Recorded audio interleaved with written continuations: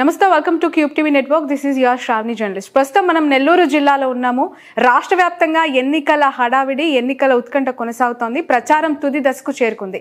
అయితే నెల్లూరు జిల్లా మాత్రం చాలా ప్రకంపనలు రేకెత్తిస్తూ ఉన్న సిచ్యువేషన్స్. ఎందుకు అనంటే ఇక్కడ ఎంపీ క్యాండిడేట్గా విజయసాయి రెడ్డి గారిని జగన్మోహన్ రెడ్డి గారు దింపాడు. ఖచ్చితంగా మళ్ళీ క్లీన్ స్వీప్ నెల్లూరు జిల్లాలో ఉండబోతుంది అని చెప్పి ఇక్కడున్న నేతల గట్టి నమ్మకం ఒకవైపు కొనసాగుతోంది. అయితే విజయసాయి రెడ్డి గారికి వెన్నుదన్నుగా ఉండి టికెట్ అనౌన్స్ అయినప్పటి నుంచి ఇప్పటి వరకు కూడా బీదా మస్తాన్ రావు గారు ప్రచారంలో నిమగ్నమయ్యారు. రాజ్యసభ సభ్యులుగా, మాజీ కావలి ఎమ్మెల్యేగా ఆయనకి జిల్లా మొత్తం అడుగడుగున అందరూ తెలిసిన పరిస్థితి. అయితే బీదా మస్తాన్ రావు గారి గురించి ప్రత్యేకంగా చెప్పక్కర్లేదు. గత కొన్ని రోజుల క్రితమే ట్విట్టర్లో కూడా విజయసాయి రెడ్డి గారు ఒక ఇంట్రెస్టింగ్ ఫోటో షేర్ చేశారు. విజయసాయి రెడ్డికి వెన్నుదన్నుగా నిలుస్తూ అతన్ని గెలిపించే బాధ్యతల్ని మస్తాన్ రావు గారు భుజాన్ని వేసుకున్నారు. ఒకసారి మాట్లాడించే ప్రయత్నం చేద్దాం మస్తాన్ రావు గారితో. నమస్తే అండి, బాగున్నారా? నమస్కారం. సో చాలా చాలా హాటెస్ట్ నియోజకవర్గాల్లో ఇప్పుడు నెల్లూరు పార్లమెంట్ కూడా చేరిపోయింది. ఒక senior most leader and clean image ఉన్న మస్తాన్ రావు గారు ఇక్కడ పాలిటిక్స్ ఏ విధంగా ఉన్నాయి అంటే ఏం చెప్తారు? అందరికీ నమస్కారం. ఈరోజు విజయసాయి రెడ్డి గారు నెల్లూరు వాస్తవ్యులు. ఇక్కడే పుట్టి పెరిగి ఆయన విద్యాభ్యాసం కానీ అంత డిగ్రీ వరకు ఇక్కడే చేసి తర్వాత ఇక్కడి నుంచి చెన్నైకి వారు సీఏ చేయడానికి రావడం, సీఏ పాస్ అయిన తర్వాత ఆ రోజు నుంచి ఈ రోజు వరకు వైఎస్ కుటుంబంతో ఒక అనుబంధం. ఆయన కుటుంబ సభ్యుడిగా రాజశేఖర రెడ్డి గారు ఉన్నప్పుడు కూడా ఆయనకు అన్ని సలహాలు సంప్రదింపులు, ముఖ్యమంత్రిగా ఉన్నప్పుడు, ముఖ్యమంత్రి కాకముందు అదే అనుబంధం మన జగన్మోహన్ రెడ్డి గారు రాజకీయాల్లోకి అడుగిడినప్పటి నుంచి కూడా కొనసాగింపు చేయడం చాలా గొప్ప విషయం. అదే ఆయన క్రెడిబిలిటీ కూడా. ఎన్ని ఒడిదుడుకులు వచ్చినా కూడా జగన్మోహన్ రెడ్డి గారికి అండగా నిలిచినటువంటి ఒక నిబద్ధత కలిగినటువంటి వ్యక్తి మన వేణుంబాకం విజయసాయి రెడ్డి గారు. మా చిన్ననాటి విషయాలకు వస్తే మేము ఇక్కడ చిన్నప్పటి నుంచి 45 సంవత్సరాలు పైబడి ఆ ఫోటో మీ దగ్గర నుంచి తీసుకున్నారా? సార్ దగ్గర ఉంది, షేర్ చేశారు. ఒకసారి మద్రాసులో సీఏ చదువుకునేటప్పుడు అక్కడ బీచ్ లో పోయి చిన్ననాటి స్నేహితులు అందరూ సీఏ చదువుకునేటువంటి విద్యార్థులు అందరం కూడా ఆ ఫోటో తీసుకున్నాం. అది నా దగ్గర కూడా లేదు, ఎట్టో ఆయన దగ్గర ఉండిపోయింది. అది నాకు ఆశ్చర్యం వేసింది. కాబట్టి ఆ రోజు నుంచి ఈ రోజు వరకు ఆయన వేరే పార్టీలో ఉన్నా, నేను వేరే పార్టీలో ఉన్నా, ఏ రోజు కూడా మేము స్నేహాన్ని కొనసాగించనే కాకుండా ఒకరి విషయాల్లో, ఒక రాజకీయ విషయాల్లో ఎవరు పద్ధతి ప్రకారం పోతున్నాం. అంతేకాకుండా ఈ రోజు కూడా Vijayasai Reddy, VS Reddy and company నా గ్రూప్ బిఎంఆర్ సంస్థలు కూడా ఆడిటర్. ఈ రోజు కూడా ఒక సందర్భంలో చంద్రబాబు నాయుడు గారిని తెలుగుదేశంలో ఏమయ్యా ఇంకా విజయసాయి రెడ్డి గారిని నీ ఆడిటర్గా పెట్టుకున్నావా అని అడగడం కూడా జరిగింది. కానీ నేను ఒకటే చెప్పాను, అది వేరు ఇది వేరు, రాజకీయం వేరే, వ్యక్తిగతం వేరే అని కూడా నవ్వుతా నేను కూడా సమానం చెప్పాను. అది మాకు ఉండేటువంటి అనుబంధం. అయితే ఈరోజు విజయసాయి రెడ్డి గారు నెల్లూరు పార్లమెంట్ అభ్యర్థిగా గౌరవ ముఖ్యమంత్రి శ్రీ జగన్మోహన్ రెడ్డి గారు ఇక్కడికి ఎన్నిక చేయడంతోనే ఆయన విజయం, అంటే పార్టీ విజయం ఖరారైనటువంటి వాస్తవాన్ని నెల్లూరు పార్లమెంట్ 17 నియోజకవర్గాలు అందరూ కూడా ఇప్పటికే అనుకోవడం జరుగుతుంది. వేమిరెడ్డి ప్రభాకర్ రెడ్డి గారు ఇంతకాలం వైఎస్ఆర్సీపీ పార్టీలో నాయకుడికి దగ్గర ఉండారు, పదవులు అనుభవించారు, భార్యాభర్తలు ఇద్దరు కూడా పదవులు అనుభవించారు. ఆయనకి ఎంతంత సన్నిహితంగా ఉండి కూడా ఆయన సడన్గా పార్టీ మారడం చాలా బాధాకరం. నాకు కూడా రాజ్యసభలో నాతో పాటు ఆయన కూడా కొలిగ్ అంత ఉన్న వ్యక్తి, అనుబంధం పెంచుకున్న వ్యక్తి ఈరోజు పార్టీ నుంచి విడిపోయిన తర్వాత ఆయన మొదట్లో కొంచెం కన్ఫ్యూజన్ ఉండింది. కానీ ఈరోజు ఆ కన్ఫ్యూజన్ అంతా విజయసాయి రెడ్డి గారు ఎప్పుడైతే నెల్లూరు పార్లమెంట్ అభ్యర్థిగా ఖరారు చేశారో జగన్మోహన్ రెడ్డి గారు, ఆ రోజు నుంచి రోజు రోజుకి 7 నియోజకవర్గాలలో కూడా వైఎస్ఆర్సీపీ పార్టీ అభ్యర్థి లేక విజయావకాశం బ్రహ్మాండంగా మెరుగైనాయి. మీరు చూసిన ఉదయగిరి మస్తాన్ గారు, ఒక ఓపెన్ క్వశ్చన్, జెన్యున్గా ఆన్సర్ చెప్పండి. వేమిరెడ్డి ప్రభాకర్ రెడ్డి అంటే ఆర్థిక సామర్థ్యం ఉన్న ఒక లీడర్ని వైసీపీ ఎందుకు చేజార్చుకుంది? అది మీ బలహీనత లేదంటే తన పవర్ అని చెప్పొచ్చా? అసలు ఎక్కడ చెడింది? అంటే ఇప్పుడు రాజకీయాల్లో ఆర్థిక బలం అనేది కొంతవరకే పనిచేస్తాయి, కానీ ప్రజాబలం అవసరం. ఆయనకి ప్రజా బలం లేదు, చెప్పాలంటే ఆయన ఎప్పుడు కూడా ప్రత్యక్ష రాజకీయాలు ఇంతవరకు ఉన్నటువంటి వ్యక్తి కాదు. ఆయన కూడా పొలిటికల్ నిబద్ధత లేదు. 2019 ఎలక్షన్ ముందు చంద్రబాబు నాయుడుతో కలిసి తెలుగుదేశంలో పోవాలనుకున్నారు, ప్రయాణించాలని. కానీ అక్కడ రాజ్యసభ సీట్ రాకపోయేకే ఇక్కడికి వచ్చి ఆ రోజు రాజ్యసభ సభ్యులు కావడం, మళ్ళీ ఇక్కడ నెల్లూరు పార్లమెంటు పోటీ చేయమన్నప్పుడు ఆయన కండిషన్ పెట్టడం ఏ రాజకీయ నాయకుడు కూడా నచ్చదు. ఏంటంటే వాళ్ళ అక్కడ గ్రౌండ్ రియాలిటీస్ని బట్టి అభ్యర్థుల్ని ఖరారు చేస్తారు. అవి ఆ ఎమ్మెల్యే క్యాండిడేట్లు ఎంపీ విజయానికి ఉపయోగపడతాయి. అటువంటిది మరిచి నాకు వాళ్ళు అక్కడ ఉండాలా, వీళ్ళు ఇక్కడ ఉండాలా, వీడు ఉండకూడదు, ముస్లింకి నేను నెల్లూరు టౌన్లో ఎమ్మెల్యేగా ఇస్తే నేను పోటీ చేయను, అదేవిధంగా బీసీ అభ్యర్థి కందుకూరు బీసీ అభ్యర్థికి ఇస్తే గెలవడు, అక్కడ కూడా ఉన్నత వర్గాల వారిని పెడతాను అని అన్నం జగన్మోహన్ రెడ్డి గారు యొక్క సామాజిక న్యాయానికి అది చాలా వ్యతిరేకం.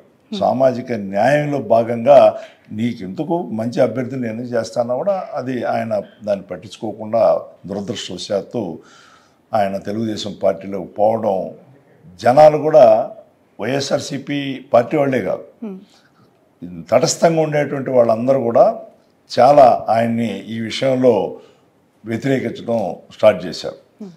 విజయసాయిరెడ్డి గారు అభ్యర్థి ఖరారైన తర్వాత ఆయనకు ఉండేటువంటి క్రెడిబిలిటీ కానీ, వైఎస్ఆర్ కుటుంబంతో అనుబంధం కానీ, నెల్లూరు వాసిగా ఉన్నటువంటిది, అందులో పార్టీలో 2వ స్థానంలో ఉన్నటువంటి వాస్తవం అందరికీ కూడా తెలుసు. రాష్ట్ర వ్యాప్తంగా పార్లమెంట్లో కూడా మా 31 మంది ఎంపీలకి ఆయన పార్లమెంట్ నాయకుడిగా ఉండడం వైఎస్ఆర్సీపీ పార్టీ తరఫున మీరు కూడా చూసుంటారు. ఇటీవల ఆయన సంసద్ రత్న అనేది కూడా పార్లమెంటులో ఆయన చేసినటువంటి సేవలకి అరుదైనటువంటి పురస్కారం కూడా గౌరవ ప్రధానమంత్రి గారు కూడా ప్రదానం చేయడం జరిగింది.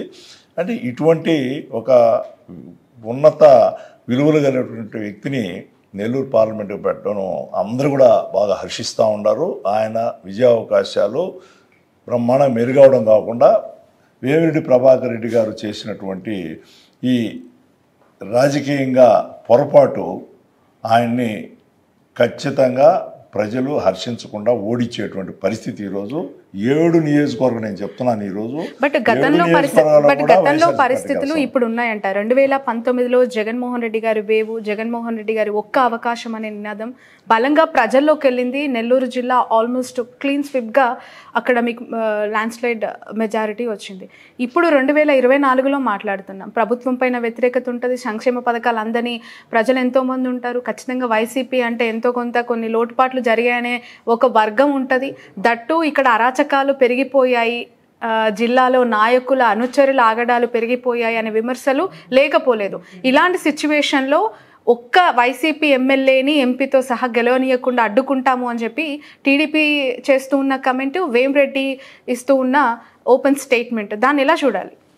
ఇప్పుడు చూడండి, ఇప్పుడు 2019 ఎన్నికల్లో జగన్మోహన్ రెడ్డి గారి ఈ యొక్క ఇమేజ్ వల్ల రాజశేఖర రెడ్డి గారి తనయుడిగా ఉన్నటువంటి ఒక మంచి క్రెడిబిలిటీతో అందరూ కూడా బ్రహ్మాండమైనటువంటి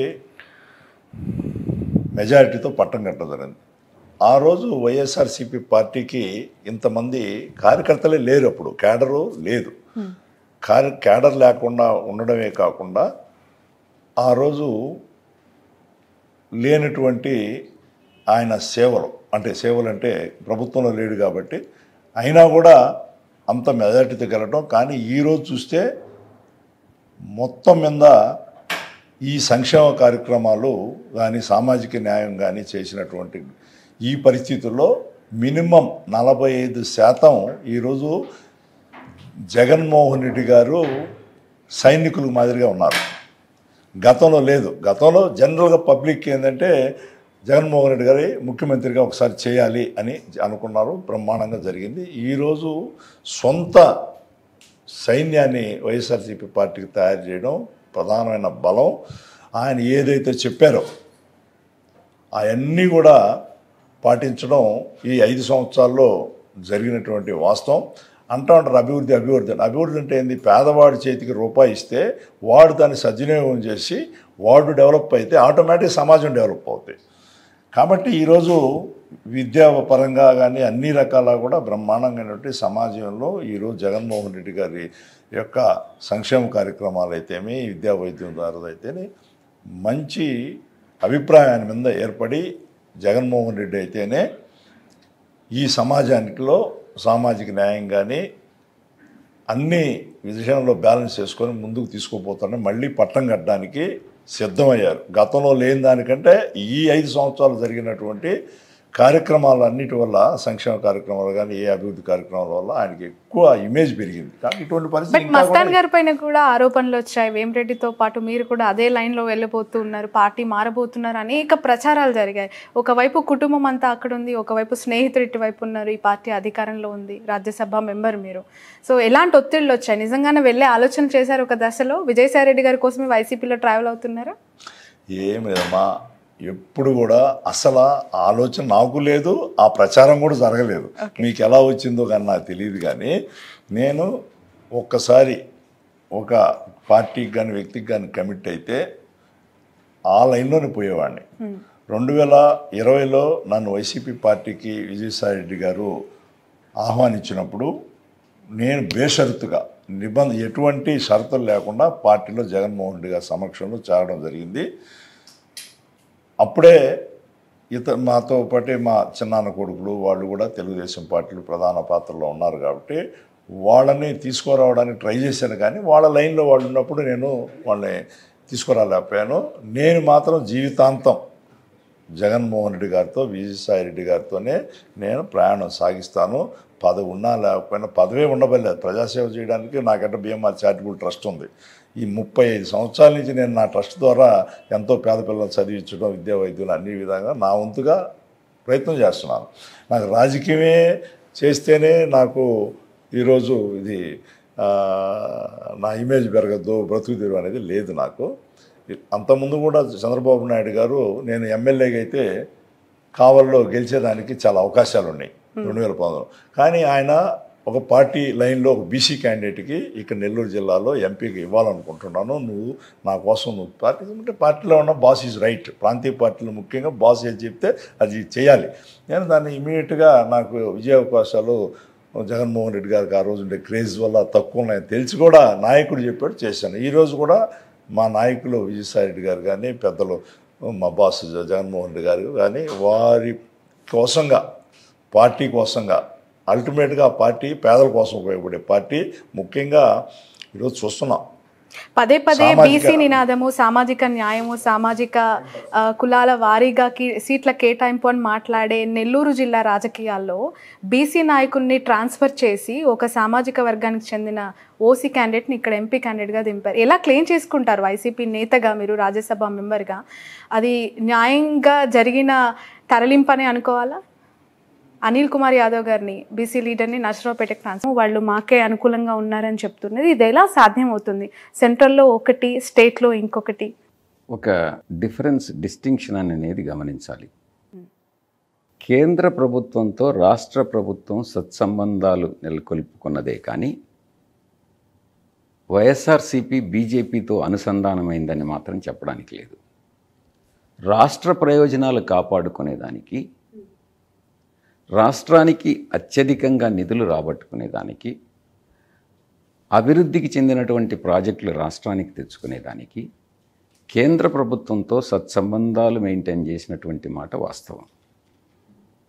అంతేకాని బీజేపీ గవర్నమెంట్లో మేము ఏ రోజు భాగస్వాములం కాదు.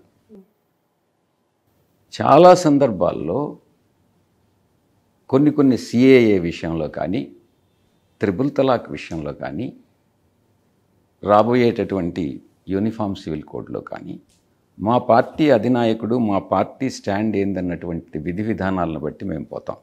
సరే, అంశాల వారీగా మద్దతు ఇస్తూ ఉన్నారు. ఇక్కడ ఎన్నికల్లో ఎఫెక్ట్ పడదంటారు. ఎందుకంటే మైనార్టీలకి సంబంధించి ఓట్ బ్యాంక్ ఉంది. మీ నెల్లూరు సిటీ టికెట్ కూడా అదే కోటాలో ఇచ్చిన పరిస్థితి. త్రిపుల్ తలాక్ విషయంలో మేము చాలా స్పష్టంగా మా పార్లమెంటు సభ్యులు ఇచ్చినటువంటి స్పీచెస్ మీరు చూడండి, డిబేట్లో పార్టిసిపేట్ చేసింది, మా స్టాండ్ చాలా క్లియర్గా చెప్పాం. సిఏఏ విషయంలో చాలా స్పష్టంగా చెప్పాం. ఒక్క ముస్లిం తప్ప ముస్లిమేతరులకు మాత్రమే రాజకీయ పొలిటికల్ అసైలం కల్పించాలి అన్నటువంటి సిద్ధాంతాన్ని మేము వ్యతిరేకించాం. అందరికీ ఎవరైతే హింసకు లోనవుతారో, ఆఫ్ఘనిస్తాన్లో కానీ, బంగ్లాదేశ్లో కానీ, పాకిస్తాన్లో కానీ, ఇతర దేశాల్లో కానీ హింసకు లోనైనటువంటి ఏ మతానికి చెందిన వాళ్ళైనా కూడా ఒకటిగానే పరిగణించాలన్నటువంటి విషయాన్ని చాలా స్పష్టంగా నేను రాజ్యసభలో, మిథున్ రెడ్డి గారు లోక్సభలో చాలా స్పష్టంగా చెప్పడం జరిగింది. అది మా పార్టీ స్టాండ్. ఓకే. ఎక్కడా కూడా ఎవరి మనోభావాలు, ఇతర మతస్థుల మనోభావాలు దెబ్బతినకుండా, లేకుంటే ఆ దెబ్బతీసేటటువంటి ఏ ప్రయత్నాలనైనా కూడా, ఏ బిల్లునైనా కూడా వైఎస్ఆర్సీపీ వ్యతిరేకిస్తుంది. అదే సమయంలో రాష్ట్ర ప్రయోజనాలను కాపాడుకునేదానికి ఏ రకంగా ఏం చేయాలి అన్నటువంటి విషయంలో కూడా ఒక స్పష్టత ఉంది. దాంట్లో మా పార్టీ అధ్యక్షులు పూర్తి సమతుల్యం పాటిస్తూ ఉన్నారు. నిన్న చిరంజీవి గారు ఒక ప్రకటన చేశారు, ఎన్డీఏ ప్రభుత్వానికి మద్దతు ఇస్తూ పిఠాపురంలో కూడా త్వరలో ఆయన ప్రచారానికి దిగబోతూ ఉన్నారు అని చెప్పి తెలుస్తోంది. ఎలా చూస్తున్నారు దీన్ని? ఈయన టఫ్ ఉండే అవకాశం ఉంది, పిఠాపురం గెలుస్తామని ధీమా వ్యక్తం చేస్తున్నారు. పవన్ కళ్యాణ్ గారు అసెంబ్లీలో అలుగు పెట్టడం ఖాయంగా కనిపిస్తుంది అంటున్నారు వాళ్ళు. చిరంజీవి గారు కానీ, పవన్ కళ్యాణ్ గారు కానీ నిలకడ లేనటువంటి రాజకీయ నాయకులు. రాజకీయ నాయకుడు అంటే రాజకీయాల్లో ఓటమి విజయం అన్నటువంటిది సర్వసాధారణం. 2014లో మేము ఓడిపోయాం, 2019లో గెలిచాం, 2024లో గెలవబోతున్నాం. అదేవిధంగా చిరంజీవి గారు కూడా, పవన్ కళ్యాణ్ గారు కూడా ఒక స్థిరత్వం, ఒక దృఢ నిశ్చయం, ఒక గెలవాలి అన్నటువంటి ఒక పట్టుదల వాళ్ళల్లో లేవు. అందుకే రాజకీయాల్లోకి రాణించలేకపోతున్నారు. చిరంజీవి గారు అంతకుముందు రాజ్యం పెట్టి ఆ తర్వాత దాన్ని కాంగ్రెస్లో మెర్జ్ చేసి ఈరోజు వచ్చి నేను క్యాంపెయిన్ చేస్తానని అంటే, ఇప్పుడే నేను చెప్పాను ఇంతకుముందే, సినిమాల్లో రాణించినటువంటి వ్యక్తులందరూ కూడా రాజకీయాల్లో కూడా రాణిస్తారు అని అంటే ఆ భావన తప్పు అని. వాళ్ళని చూసేదానికి ప్రజలు రావచ్చు, చప్పట్లు కొట్టవచ్చు, కానీ వాళ్లకు ఓటేస్తారని అనేటటువంటి విషయంలో మాత్రం సందేహపడాల్సిందే. పవన్ కళ్యాణ్ విషయంలో అదే అర్థమవుతుంది. మీరు ఏదన్నా ఈవెన్ సినిమా హీరోయిన్ తీసుకొస్తే చాలామంది వస్తారు చూసేదానికి, కానీ ఆమెకి ఓట్లేరు. బట్ ఇక్కడ చరిష్మా ఉన్న హీరో టాలీవుడ్లో నెంబర్ 1 హీరో, అండ్ ఆ హీరోకి ఒక పెద్ద ఫ్యామిలీ ఉంది, వాళ్ళంతా ఒక నియోజకవర్గంలో కేంద్రీకృతమై ప్రచారం జరగబోతోంది. నేను చెప్పాను కదా, అదే కానీ అయితే అమితాబ్ బచ్చన్ ప్రైమ్ మినిస్టర్ అయిపోయి ఉండాలని. రైట్ సార్, నిన్న చంద్రబాబు నాయుడు చేసిన కమెంట్, ఫైనల్ క్వశ్చన్ ఇది, బచ్చా రాజకీయాలు నా ముందు పనికిరావు అని చెప్పి ఎలా చూస్తున్నారు మీరు? 40 సంవత్సరాల ఇండస్ట్రీ అని చెప్తాడు. ఈ దేశంలో ఏం జరిగినా కూడా అది నా వల్లనేనని అంటాడు. అసలు మైక్రోసాఫ్ట్ చైర్మన్కి అసలు కంప్యూటర్ నేర్పించింది నేనేనంటాడు. సాఫ్ట్వేర్ని నేను ఇండియాకి తీసుకొచ్చింది నేనేనంటాడు. అది ఎంత దురదృష్టకరమైన. అబ్దుల్ కలాం గారిని నేనే ప్రెసిడెంట్ని చేశానని అంటాడు. మోడీ గారిని నేనే ప్రైమ్ మినిస్టర్ చేశానంటాడు. ఆయనకి ఏది మైండ్కి వస్తే అదే చెప్తాడన్నమాట. లేదు, గతంలో మన్మోహన్ సింగ్ గారిని నేనే ప్రైమ్ మినిస్టర్ చేశానని అంటాడు. ఎన్టీ రామారావు తన స్వంత మామగారినే వెన్నుపోటు పొడిచి అధికారంలోకి వచ్చినటువంటి వ్యక్తి, నైతిక విలువలు లేనటువంటి వ్యక్తి, ఒక రాజకీయ సిద్ధాంతం అంటూ లేనటువంటి వ్యక్తి, అధికారమే పరమావధిగా ఏ రాజకీయ పార్టీతోనైనా అనుసంధానం అవుతాను, నేను పార్ట్నర్షిప్ పెట్టుకుంటాననేటటువంటి వ్యక్తి, 40 సంవత్సరాల ఇండస్ట్రీ, నేను గొప్ప మహానుభావుడిని, లేకుంటే నేను తెలివైనటువంటి వాడిని అని నేను చెప్పుకోవడం నిజంగా శోచనీయమైనటువంటి విషయం. దాన్ని ప్రజలు నమ్మట్లేదు. ఈరోజు చెప్పిన మాట రేపు చెప్పడు. చెప్పిన అబద్ధం చెప్పకుండా ఇంకొక అబద్ధం చెప్పగలిగినటువంటి వ్యక్తి చంద్రబాబు నాయుడు. బహుశా అబద్ధాలు చెప్పడంలో అతనికి ఎక్స్పర్ట్ అనుకుంటా, మిగతా ఏ విషయంలో కాదు. ప్రతి ఒక్క దురలవాటు, వెన్నుపోటు పడిచే తత్వం, కులతత్వం, కులపిచ్చి, లేనటువంటి దుర్గుణం ఆయనలో లేదు. ప్రతి దుర్గుణం కూడా చంద్రబాబు నాయుడులోనే ఉంది. అందుకే ఈరోజు రాజకీయాల్లో రాణించలేడిక మీదట 14 సంవత్సరాలు ఆయన అందించినటువంటి పరిపాలన ఏదో ఆయన సామర్థ్యం వల్ల వచ్చింది కాదు, పరిస్థితులు అలా వచ్చిన దానివల్ల ఆయన ముఖ్యమంత్రి అయ్యాడే కానీ ఆయన సామర్థ్యం మీద ప్రజలు నమ్మకం పెట్టి ఆయన్ని ఎప్పుడు కూడా సీఎం చేయలేదు. జస్ట్ ఒక చిన్న గులకరాయి పడితేనే హత్యా ప్రయత్నం జరిగింది అని అనటం అసలు ఇంతకంటే నీచమైన రాజకీయాలు ఏమైనా ఉంటాయా అని చెప్పి మాట్లాడుతూ ఉన్నారు లోకేష్. అదే చెప్పింది. చంద్రబాబు నాయుడికి గతంలో మా పార్టీ అధ్యక్షులు జగన్మోహన్ రెడ్డి గారి మీద విశాఖపట్నంలో హత్యా ప్రయత్నం జరిగింది. అతను రీసెంట్ 5 సంవత్సరాలు, ఇంచుమించు 4.5 సంవత్సర కాలం పాటు జైల్లో ఉన్నాడు. దాన్ని ఒక సెటైరికల్గా ఏదో దాన్ని లైట్గా తీసుకునేటట్టుగా కోడికత్తి అని ఆ రకంగా దాన్ని ఒక రకమైనటువంటి వివరణ ఇచ్చి దాన్ని నీరుగార్చేటటువంటి ప్రయత్నం చేసినటువంటి వ్యక్తి చంద్రబాబు నాయుడు. 2 రీసెంట్గా జరిగినటువంటి మీరు చెప్పేటటువంటి గులకరాయి, అది ఇక్కడ తగిలింది కాబట్టి కన్ను పైన, అదే గులకరాయి కణత మీద తగిలిన్నా, కన్ను పైన తగిలిన్నా ప్రాణాపాయం అన్నటువంటిది మీరు అర్థం చేసుకోండి. ప్రాణాలకే ముప్పు వచ్చి ఉండేటటువంటిది. గురి చూసి కొట్టినటువంటి వ్యక్తి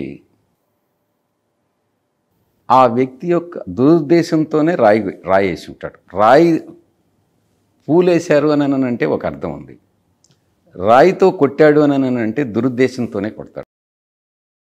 ఆ దురుద్దేశం ఏమై ఉంటుంది? డెఫినెట్గా ఆ మనిషిని ఎలిమినేట్ చేయాలనే ఉంటుంది. దాంట్లో మళ్ళీ సెటైరికల్గా గులకరాయి అని అన్నటువంటి గులకరాయితో కాకుండా ఒక పెద్ద బండరాయిని వేయగలరా? చంద్రబాబు నాయుడు తెలివి తక్కువతనం. ఎయిర్ గన్ అయి ఉండొచ్చు, లేకుంటే క్యాట్ బాల్ అయి ఉండొచ్చు. దాంతో కొట్టాడు అని అంటే అది డెఫినెట్గా హత్యా ప్రయత్నమే. దాంట్లో ఎటువంటి సందేహం లేదు. చంద్రబాబు నాయుడు పాత్ర ఉంది. అది చేసింది చంద్రబాబు నాయుడు మనుషులే. చంద్రబాబు నాయుడు డెఫినెట్గా ఆ కేసులో ఇరుక్కుంటాడు. చంద్రబాబు నాయుడుకి ఆ కుట్రలన్నీ బహిర్గతం అవుతాయి.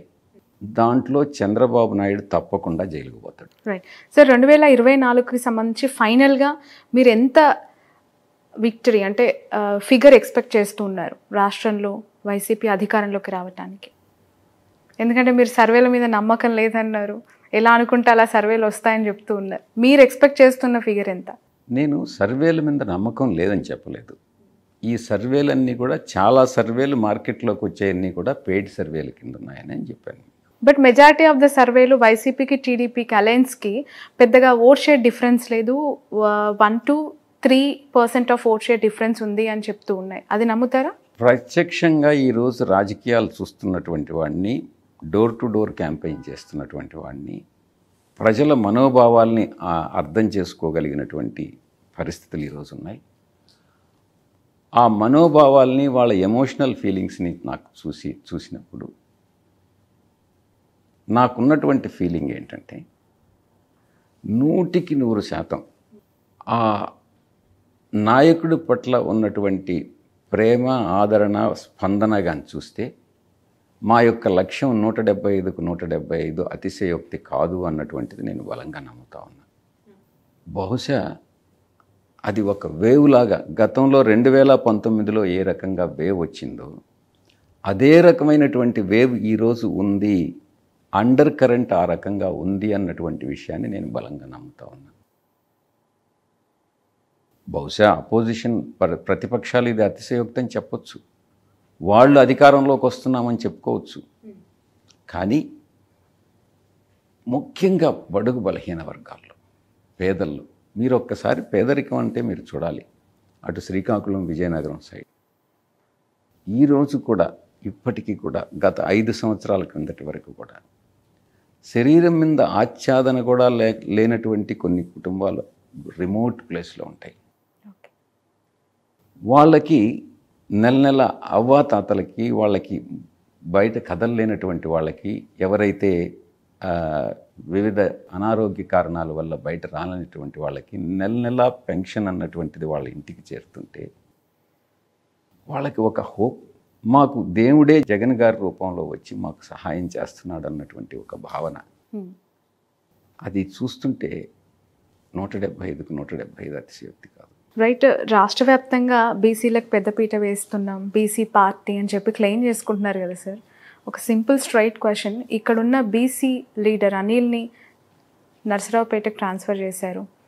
రెడ్డి కమ్యూనిటీ కోటాలో మీరు ఇక్కడ ఎంపీగా బరిలోకి దిగుతూ ఉన్నారు. ఎలా చూడాలి ఈ క్వశ్చన్? ఇప్పుడు అనిల్ కుమార్ యాదవ్ని పల్నాడుకి లోక్సభకి పంపించాలని, ఆయనకి ఢిల్లీలో ప్రాధాన్యత ఇవ్వాలని అధినాయకుడు నిర్ణయించారు.